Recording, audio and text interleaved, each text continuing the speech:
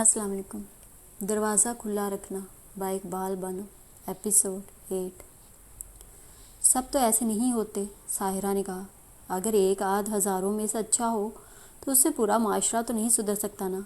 और मुझ जैसे खरे इंसान दुनिया में बहुत कम होते हैं जो साफ कह दे कि सच को आँच नहीं। और फरीद ने एकदम शैतानी नज़रों से साहिरा को घूरना शुरू कर दिया तो साहिरा भागकर किचन में आ गई।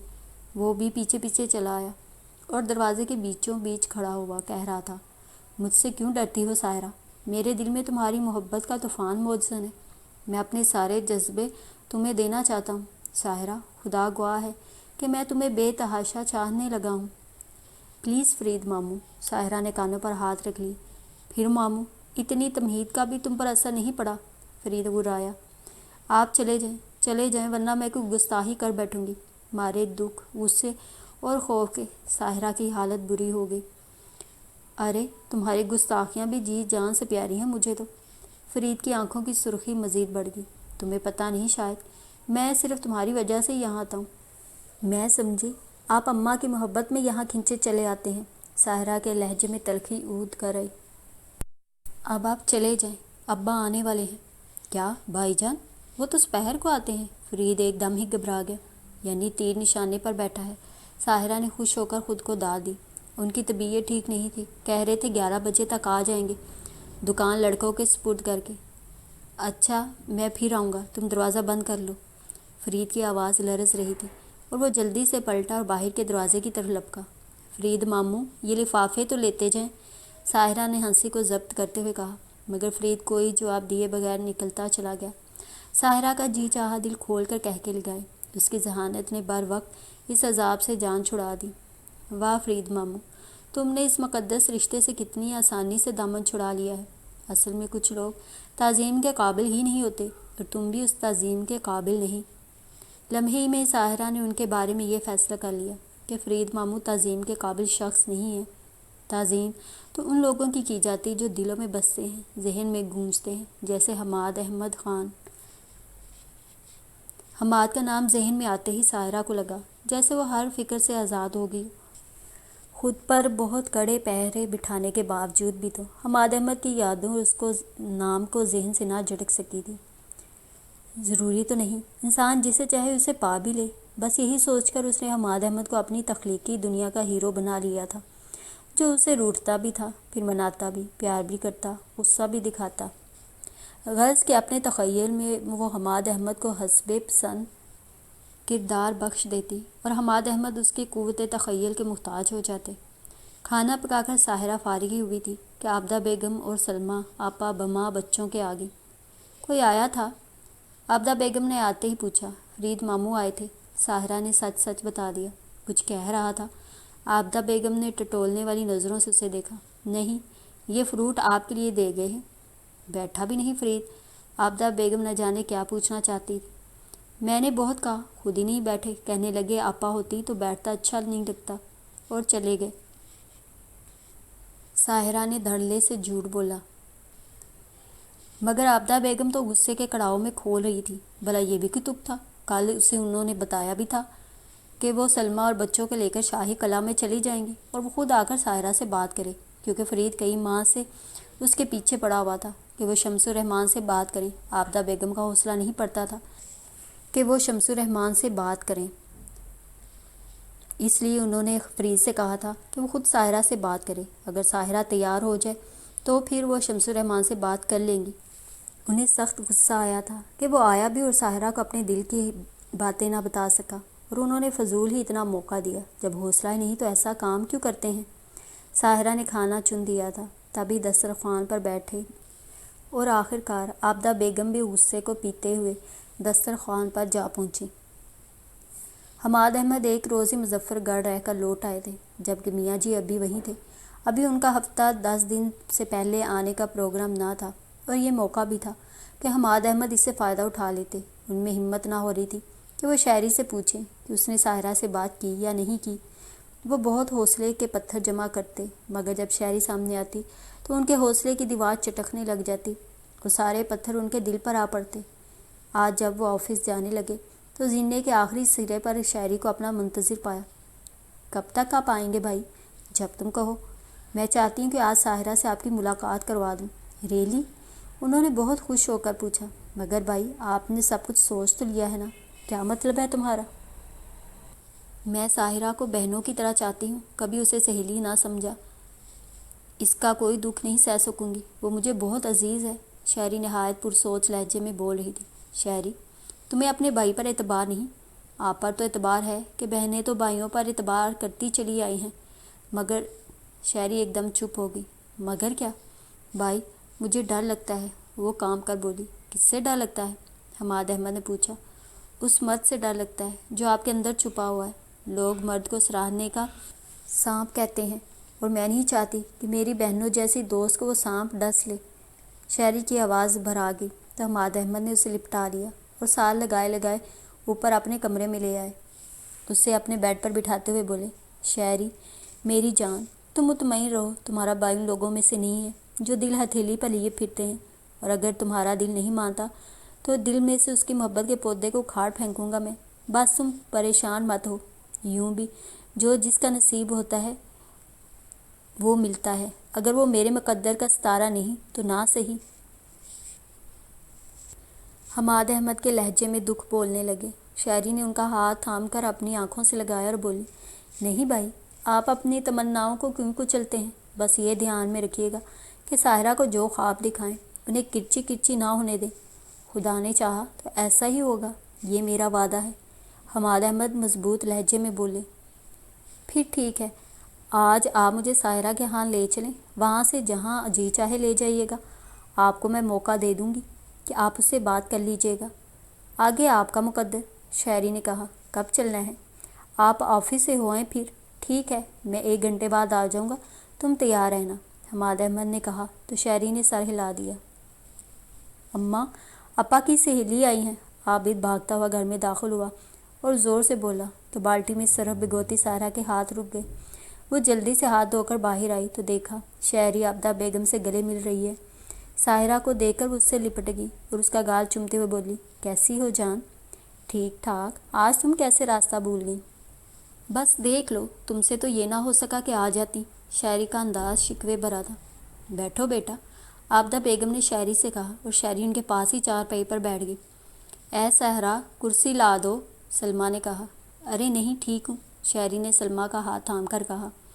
امی ابا تو ٹھیک ہے تمہارے؟ عابدہ بیگم نے پوچھا۔ اللہ کا شکر ہے جی، تم کیسے آ گئی؟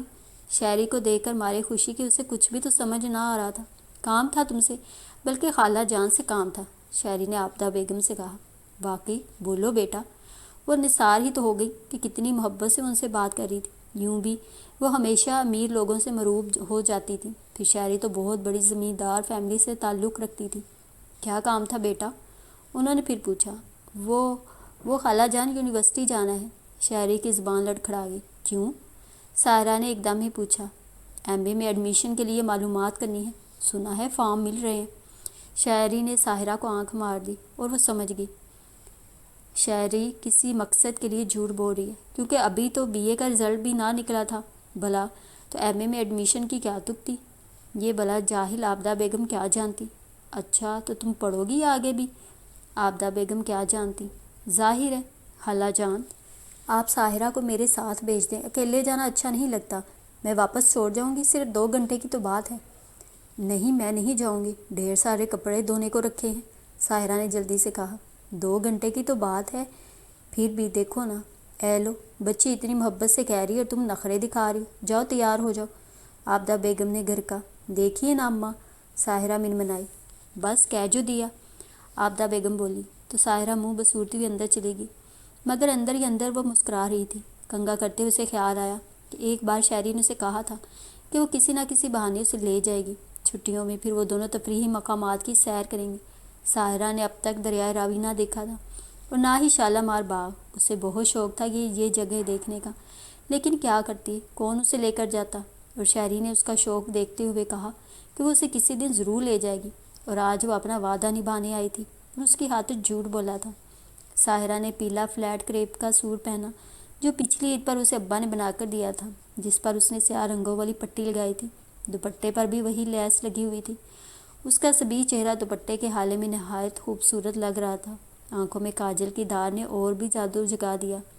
وہ چادر میں خود کو لپیٹ کر باہر آ گئی، جہاں شہری عابدہ بیگم اور سلمیٰ آپا کے ساتھ باتوں میں لگی ہوئی تھی۔ ساحرہ کو دیکھ کر وہ ایک دم کھڑی ہوئی۔ اچھا خالہ جان، فکر مت کیجیے گا، صرف 2-3 گھنٹے میں آ جائیں گے ہم، شہری نے کہا۔ نہیں بیٹا، تمہارے ساتھ ہو تو مجھے فکر نہیں رہتی، مجھے اعتبار ہے، عابدہ بیگم نے کہا تو شہری کا دل کٹ کر رہ گیا۔ وہ ساحرہ کے ساتھ باہر چلی گئی۔ اے مامی، ٹھیک ٹھاک لڑکی ہے نا؟ ان کے جاتے ہی سلمیٰ نے پوچھا۔ ہاں، عرصے سے آتی ہے، بہت رئیس اور شریف لوگ ہیں، عابدہ بیگم نے محبت سے کہا۔ کوئی بھائی بھی ہے اس لڑکی کا؟ سلمیٰ نے تجسس سے پوچھا۔ ہاں، سب شادی شدہ ہیں، عابدہ بیگم نے کہا۔ چلو اچھا ہے۔ سلمیٰ نے اطمینان کی سانس لی۔ گاڑی میں بیٹھتے ہوئے ساحرہ نے شہری سے کہا، میں کئی روز سے تمہیں یاد کر رہی تھی اور دیکھو میں آ گئی۔ ساحرہ کے کہنے پر شہری ہنس کر بولی، تم نے جھوٹ خوب بولا۔ ویسے بائی دا وے جانا کہاں ہے آج؟ ساحرہ نے پوچھا۔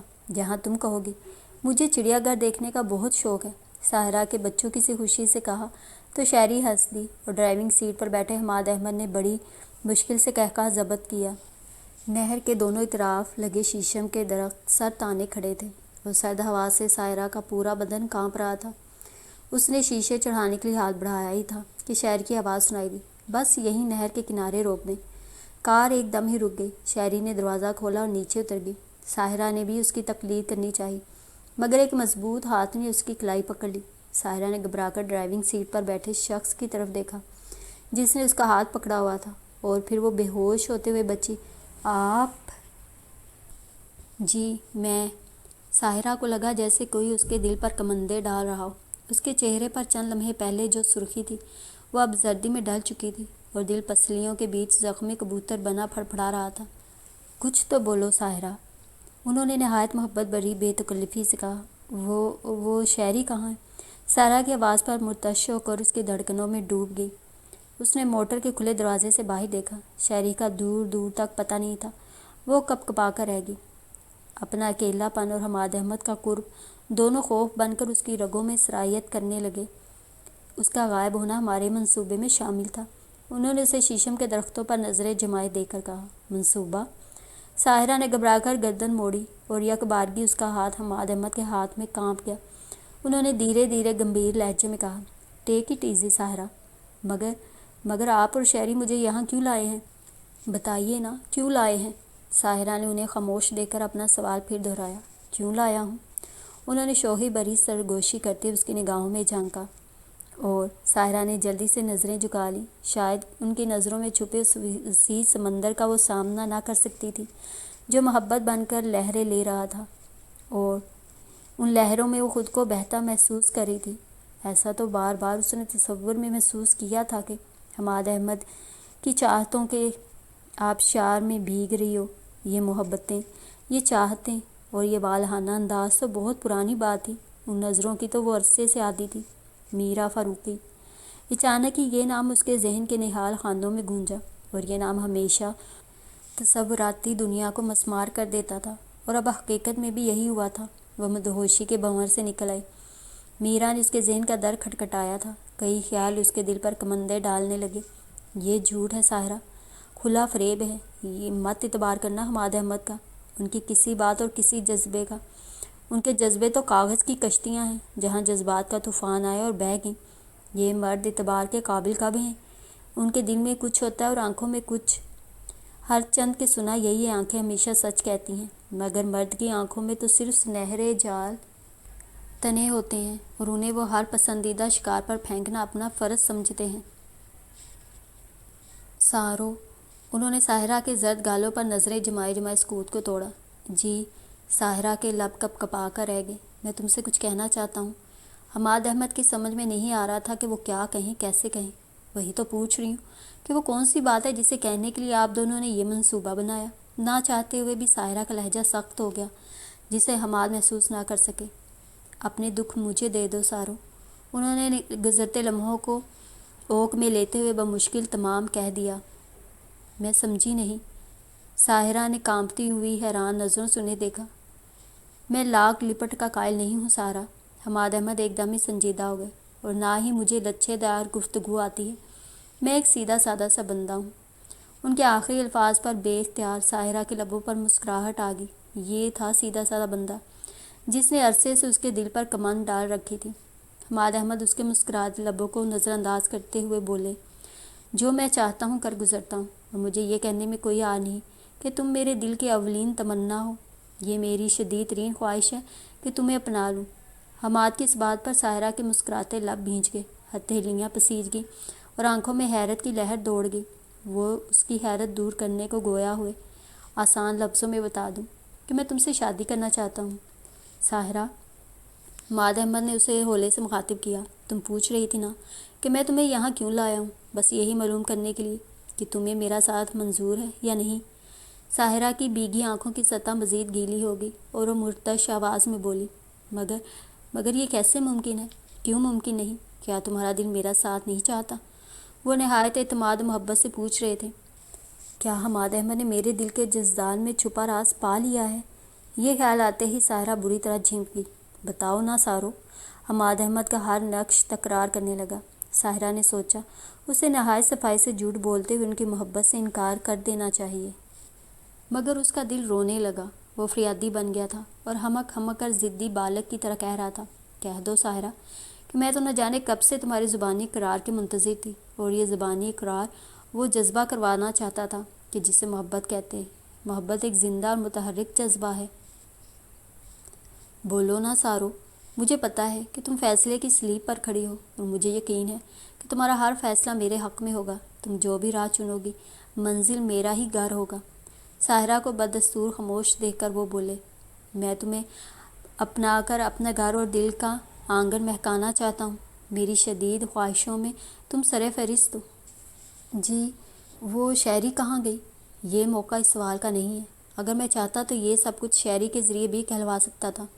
میں انتظار کا عادی نہیں ہوں، فوراً جواب چاہتا ہوں۔ اور کیا خبر شاعری تم سے کس انداز میں بات کرتی؟ بس مجھے جواب چاہیے، جلدی بھی کیا ہے؟ ساحرہ دوپٹے پر لگے ستاروں سے کھیلنے لگی۔ تم نہیں سمجھ سکتی کہ انسان اپنی پسندیدہ شے کے حصول کے لیے کتنی کٹھنائیاں عبور کرتا ہے۔ اگر پسندیدہ چیز حاصل نہ ہو تو اس کی خواہش ہمیشہ پھانس بن کر دل میں چبھتی رہتی ہے، اور میں نا حاصل کی پھانس دل میں نہیں چبھوانا چاہتا۔ تمہیں ہر حال میں میرے حق میں فیصلہ دینا ہوگا۔ حماد احمد کے لہجے میں محبت کے ساتھ ساتھ تحکم بھی شامل ہو گیا۔ انہیں پتہ تھا کہ اسے ذرا ڈانٹے ڈپٹیں گے تو وہ ہتھیار پھینک دے گی، مگر وہ تو سر جھکائے کہہ رہی تھی، اگر میں آپ کے حق میں فیصلہ نہ کروں تو انہوں نے غور سے ساحرہ کی طرف دیکھا، جہاں اس کے گالوں کی زردی سرخی میں ڈل چکی تھی، اور اس کی سفید رنگت میں وہ سرخی لہرا رہی تھی جو ان کے اطمینان کے لیے کافی تھی۔ تو محترمہ، میں دلشاد پور سے کچھ بندے منگوا لوں گا۔ کیوں؟ ساحرہ نے ایک دم ہی چونک کر حیرت و استعجاب سے انہیں دیکھا۔ تاکہ تم سے اقرار کروایا جا سکے۔ حماد احمد کے لہجے میں شرارت تھی اور آنکھوں میں شوخی۔ اوہ! ساحرہ کے ہونٹ سیٹی بجانے کے انداز میں سکڑ گئے، اور پھر اس نے حماد احمد کی نظروں کی تاب نہ لا کر نظریں جھکا لیں۔ مجھے تمہارا اقرار چاہیے ساحرہ، زبانی اقرار۔ جی؟ ساحرہ کو لگا جیسے وہ کوئی خواب دیکھ رہی ہو۔ ہاں سارو۔ حماد احمد طویل سانس لینے کے بعد پھر بولے، گزشتہ 5 ماہ سے مجھے شدت سے یہ احساس ہوا ہے کہ تمہارے بغیر میری زندگی میں کوئی کشش نہیں، اور تمہیں پتہ ہے کہ میں نے اب تک شادی کیوں نہیں کی، جبکہ میرے تینوں بھائیوں کی 20 برس کی عمر میں شادی ہو گئی تھی؟ حماد احمد نے ساحرہ سے ایک دم سوال کر دیا۔ تب اس نے متجسس نظروں سے اسے دیکھا۔ صرف اس لیے کہ اب تک میری تنہائیاں نہ کوئی بانٹ سکا، یا دوسرے لفظوں میں کوئی لڑکی میرے اس معیار پر پوری نہ اتر سکی جسے میں نے اپنی زندگی کا ہم سفر بنانے کے لیے دل کی شدتوں سے تمنا کی تھی۔ آپ کا معیار کیا تھا؟ ساحرہ کے نازک لبوں سے یہ جملہ برف کی ڈلی کی طرح پھسل پڑا۔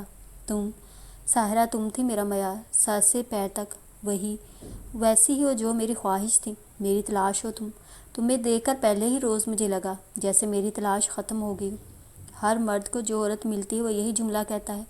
ساحرہ کے ذہن میں گونج پیدا ہوئی، مگر لبوں تک نہ آ سکی، اور حماد احمد کہہ رہے تھے، سارو، آپ اپنا مجھے بخش دو، مجھے مالا مال کر دو اپنی محبتوں کے موتیوں سے، میرا دامن بھر دو۔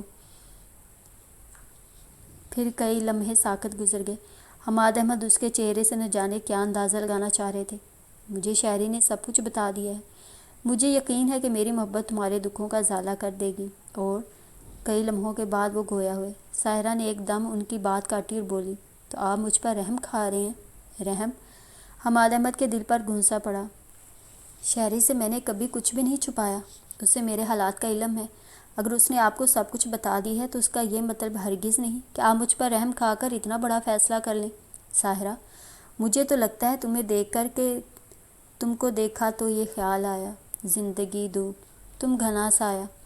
مجھے بھیک میں ملی ہوئی محبت نہیں چاہیے، اور یوں بھی حماد صاحب، میں محبتوں کی عادی نہیں ہوں اور نہ ہی مجھے اس کی ضرورت ہے۔ کون ہے جسے محبت کی ضرورت نہیں؟ وہ ترشی سے بولے۔ جو نفرتوں کے سائے میں پلا بڑھا ہو اسے محبت کی اہمیت کا علم نہیں ہوتا، اور میں بھی ایسی ہی ہوں۔ پلیز آپ اپنے رحم کا یہ جذبہ کہیں اور آزمائیں۔ ساحرہ کے لہجے میں زہر بھر گیا اور حماد احمد تڑپ کر رہ گئے۔ باخدا ساحرہ، تم غلط سمجھی ہو ڈیئر، میں نے تو تمہیں اپنانے کا فیصلہ اسی روز کر لیا تھا جس روز شہری نے مجھے تمہارے ہاں بھیجا تھا۔ میں وہ شام نہیں بھول سکتا جس کا ہر نقش روز بروز گہرا ہوتا چلا گیا ہو۔ تمہیں پہلی بار دیکھا تھا اور بس تمہاری اس سے ایک جھلک ہی نے مجھے لوٹ لیا۔ پلیز مجھے غلط مت سمجھو۔ ان کے لہجے میں پیار ہی پیار، خلوص ہی خلوص امڈ آیا، اور ساحرہ تمہارے حیرت کے گنگ ہو کر رہ گئی تھی۔ اس کی سمجھ میں کچھ بھی نہیں آ رہا تھا، اور وہ بس چپ چاپ سحر زدگی کے عالم میں انہیں تک رہی تھی۔ کوئی حجاب مانیہ نہ تھا۔ مجھے سوچنے تو دینا، وہ دھیرے سے بولی۔ کیا سوچو گی؟ بہت پہلے سوچ لینا تھا، بس اب فیصلہ ہونا چاہیے۔ آپ تو ہتھیلی پر سرسوں جمانا چاہتے ہیں۔ ساحرہ کی آواز میں انہوں نے پہلی بار کھنک محسوس کی تھی۔ انہیں لگا جیسے آواز پرندوں کی چہکار گونج اٹھی۔ کتنے ہی لمحوں کے لیے وہ سرشار ہو گئے اور اسی سرخوشی کے عالم میں بولے، تم بتاؤ کہ کیا تمہارا دل یہ سب نہیں چاہ رہا جو میں نے کہا؟ دل کا کیا ہے حماد صاحب، یہ تو نادان ہے، بہت کچھ چاہتا ہے۔ کبھی چاند کو پانے کے لیے مچلتا ہے، کبھی دھنک کو چھونے کے لیے تڑپ اٹھتا ہے۔ اب ہم اس کی ہر خواہش تو پوری، مگر یہ تو چاند کو پانے کی خواہش نہیں ہے نا۔ وہ اس کی بات کاٹ کر بولے، آپ کو کیا پتہ؟ ساحرہ نے چہرے پر آئے بالوں کو ہاتھوں سے پرے کیا۔ اس کے لہجے میں جو سوز تھا، دکھ تھا، اس لیے حماد احمد کا دل چیر دیا۔ میں آپ سے اتنی دور ہوں جتنی کہ دھرتی آکاش سے۔ حماد اس کی بات پر مسکرائے بغیر نہ رہ سکے۔ لیکن میں آکاش تو نہیں ہوں جس تک تمہاری پہنچ نہیں ہے، میں تو اس دھرتی کا معمولی ذرہ ہوں۔ یہ تو آپ کثرِ نفسی سے کام لے رہے ہیں، بس ہاتھ بڑھاؤ اور پا لو۔ میرا یہ مقصد نہیں تھا جو آپ سمجھے ہیں، وہ گڑبڑا کر بولی۔ ان کے اس جملے پر ساحرہ کو احساس ہوا تھا کہ وہ انجانے میں کیا کہہ بیٹھی ہے۔ اب بات مت پلٹو، حماد احمد نے کہا، بس میں تم سے جلد از جلد شادی کرنا چاہتا ہوں۔ انہوں نے حتمی فیصلہ سنا دیا۔ ان کی آنکھوں، ان کے لہجے میں ایک ہی تقاضا تھا، ایک ہی خواہش تھی، ساحرہ کو پانے کی خواہش۔ ان کی خواہش جان کر ساحرہ کے اندر عجیب سا نشہ دوڑنے لگا۔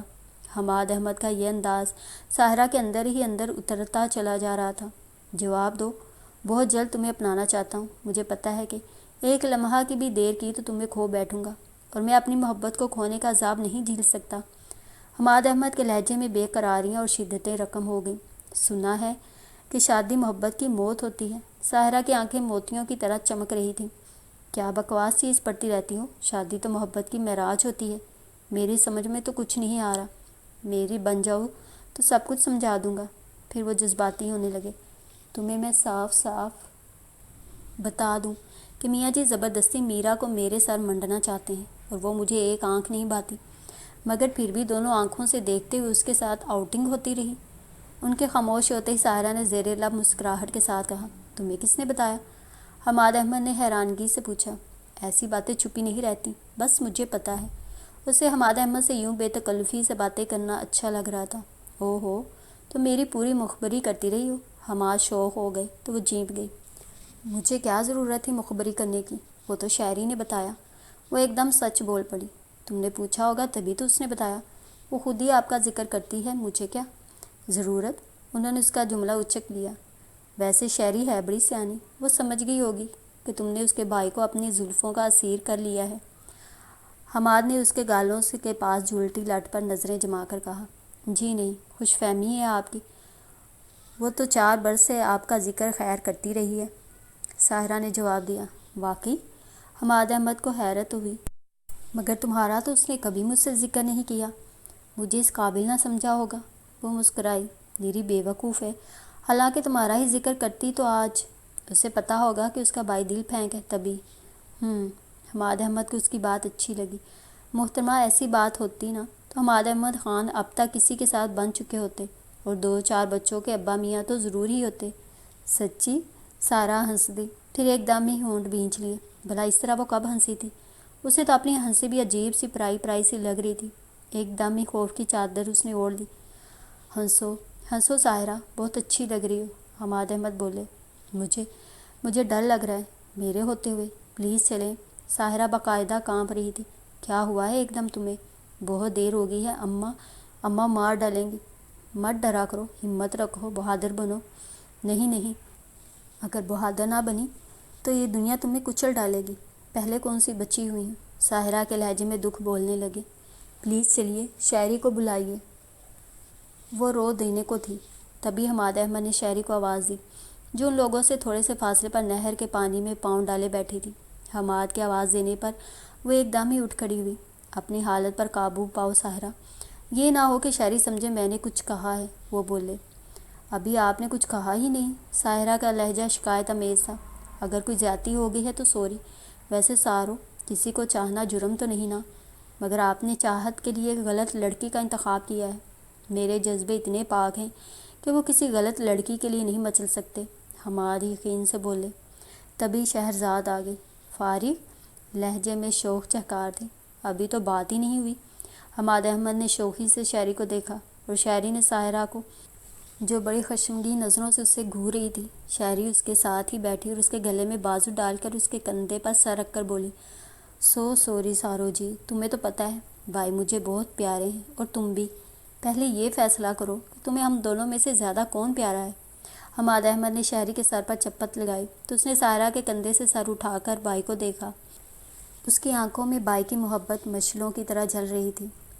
بولی، جس طرح گلاب کی ہر قسم ہی دل کو بھاتی ہے، آنکھوں کو ٹھنڈک بخشتی ہے، اسی طرح جو پیارے لوگ ہوں ان میں کبھی تفریق نہیں کی جا سکتی۔ تبھی تو میں چاہتی ہوں کہ میرے پیارے ایک ہو جائیں، اور مجھے یقین ہے سارو کہ تمہیں حماد بھائی برے نہیں لگتے ہیں نا؟ وہ ساحرہ سے ایک دم ہی مخاطب ہو گئی۔ مجھے نہیں پتہ۔ وہ خام خواہ انگلیاں چٹکانے لگی۔ پھر کسے پتہ ہے؟ تمہیں میرے بھائی کا ساتھ قبول ہے نا؟ شہری نے امید افزا نظروں سے اس کی طرف دیکھا۔ میری زندگی کا ساتھی ابا جی منتخب کریں گے۔ پہلے تم بتاؤ تمہاری کیا رائے ہے؟ جو ابا جی کی۔ تمہیں کوئی اعتراض نہیں؟ کبھی کبھی خواہشیں اچانک پوری ہو جائیں تو اعتراض کر کے کفران نعمت نہیں کرنا چاہیے۔ اور اگر آپ کے ابا جی کا فیصلہ ہمارے خلاف ہوا تو؟ حماد احمد نے پوچھا۔ ایک دم ہی انہوں نے تکلف کی دیوار قائم کر لی تھی۔ اصل میں وہ شہری کے سامنے جھینپ رہے تھے۔ ہاں ساحرہ، اگر تمہارے ابا جی کا فیصلہ تمہارے حق میں نہ ہوا تو؟ شہری نے خاموش بیٹھی ساحرہ سے پوچھا۔ خدا نہ کرے۔ وہ جیسے خواب سے چونکی۔ اس کے لہجے کی بے تابی اس کے اندر کے سارے جذبے اور راز منکشف کر گئی۔ یہ سب بے خیالی میں اس نے کہا تھا۔ حماد احمد بے ساختہ ہنس دیے۔ وہ ایک راز سننا چاہتے تھے جو خود بخود ہی ساحرہ کے لبوں سے ادا ہو گیا تھا۔ گویا جو وہ چاہتے تھے وہی ساحرہ کے دل کی بھی خواہش تھی۔ اور وہ انسان کتنا خوش نصیب ہوتا ہے جسے وہ چاہے وہ بھی اسے چاہے۔ محبت نکھر جاتی ہے۔ بس آپ آج ہی ساحرہ کے ابا جی سے بات کریں بھائی، شاعری نے ان سے کہا۔ مگر شاعری تمہارے بزرگ، ساحرہ نے کہنا چاہا۔ یار یہی تو مسئلہ ہے، شاعری جلدی سے بولی، حالانکہ وہ دیکھ چکی تھی کہ حماد احمد اسے اشارہ کر رہے ہیں کہ وہ ساحرہ کو کچھ نہ بتائے۔ مگر شاعری ساحرہ کے ساتھ دھوکہ نہیں کر سکتی تھی، اس لیے حماد احمد کا اشارہ نظر انداز کر کے وہ کہہ رہی تھی، میاں جی کی خواہش ہے کہ میرا کو حماد بھائی اپنا لیں، اور بھائی کے دل و دماغ پر تمہارا قبضہ ہے، اور میں نہیں چاہتی کہ میاں جی سے بھائی کا ٹکراؤ ہو۔ پھر تو ابا جی مشکل سے مانیں گے اگر تمہارے میاں جی نہ آئے تو؟ نہیں ساحرہ، جب ہم ایک دوسرے کو پسند کرتے ہیں تو پھر ایک ہونے میں کیا مذاق ہے؟ ضروری تو نہیں کہ ہمارے فیصلوں سے ہمارے بزرگ بھی متفق ہوں۔ حماد احمد نے اسے سمجھانا چاہا۔ بزرگوں کی شرکت لازمی ہوتی ہے حماد صاحب، برسوں کے رسم و رواج کو آپ چیلنج نہیں کر سکتے۔ ساحرہ نے مضبوط لہجے میں جواب دیا۔ چھوڑو یہ دقیانوسی باتیں، وہ ہاتھ اٹھا کر بولے۔ اب وہ نہ مانے تو کیا ہم اپنی امنگوں کا خون کر لیں؟ یہ سب نادانی کی باتیں ہیں۔ ہم بچے تو نہیں کہ سوچ سمجھ کر فیصلے نہ کر سکیں۔ آپ اس سے انکار نہیں کر سکتے کہ بزرگوں کی دعائیں صاحبان ہوتی ہیں۔ یہ درست ہے، مگر آخر ہماری بھی تو خواہشیں ہیں۔ کیا ہمیں اپنی پسند سے زندگی گزارنے کا کوئی حق نہیں؟ میں تو ناپسندیدہ ہستی کو 2 منٹ برداشت نہیں کر سکتا، نہ کہ ساری زندگی کے لیے ایک ناپسندیدہ لڑکی کو اپنے شب و روز میں شامل کر کے خود کو دکھی کروں، تمام عمر اس سے جھوٹ بولوں کہ میں اسے چاہتا ہوں، یہ تو کھلی دھاندلی ہے، خود سے بھی اور اس سے بھی۔ حماد احمد جھنجھلا کر بولے۔ سنا کہ آپ کے میاں جی بہت سخت گیر ہیں، ساحرہ سہم کر پوچھنے لگی۔ ہر باپ جب اپنی بات نہیں منوا سکتا تو سخت پتھر بن جاتا ہے، اور میرے میاں جی بھی فواد بھائی کی وجہ سے کچھ زیادہ ہی سخت ہو گئے ہیں۔ ہم سب بھائیوں کے سروں پر اپنے فیصلوں کی تلوار لٹکائے رکھتے ہیں، اور میں یہ نہیں کہتا کہ تمہیں میرے گھر میں صرف خوشیوں اور محبتوں کے پھول چننے ہوں گے۔ میرے آنگن میں میری محبت کی ٹھنڈک کے ساتھ ساتھ اوروں کی نفرت کی دھوپ بھی شاید تمہیں برداشت کرنا پڑے گی۔ تمہیں اپنی انا اور خودداری کو کچلنا ہوگا اور اپنے حسن سلوک سے سب کے دل جیتنے ہوں گے۔ مجھے اتنے امتحانوں میں مت ڈالیے، کچی کچی ہو جاؤں گی میں، ساحرہ کپ کپا کر بولی۔ میری اور شہری کی خاطر ساحرہ یہ سب کرو، میں تمہارے سارے آنسو اپنے دامن میں سمیٹ لوں گا، اور جو میرے پاؤں میں آبلے پڑیں گے اس خاردار وادی میں، وہ… ساحرہ نے سوالیہ نظروں سے انہیں دیکھا۔ میں تمہاری راہ کے سب کانٹے چنوں گا، بس تم اپنا ساتھ مجھے بخش دو، حماد احمد ملتجی لہجے میں بولے۔